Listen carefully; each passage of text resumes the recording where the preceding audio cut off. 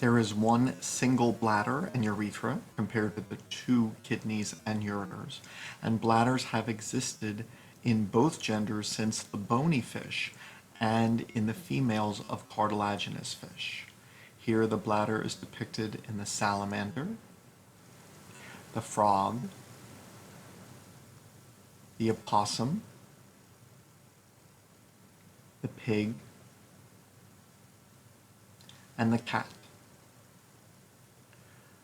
Note that in the cat, as in humans, one must be careful, particularly in the female pelvic cavity, to identify which system one is working with.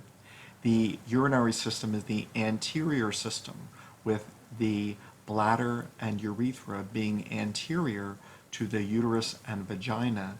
The reproductive system is the middle system, with the colon of the large intestine being posterior. The ureters empty into the bladder obliquely, so the urine does not back up towards the kidneys when the bladder is full.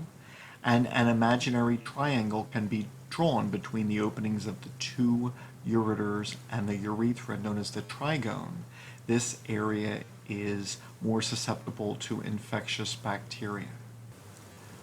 There is muscle in the muscularis layer of the bladder.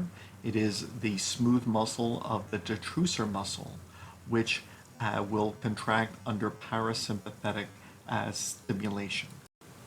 The bladder is lined with transitional epithelia, which allows the bladder to stretch. Since epithelial cells may be sloughed off, they may enter the urine, and thus transitional epithelial cells can be found in urine, and this is a normal constituent and not the sign of anything pathological.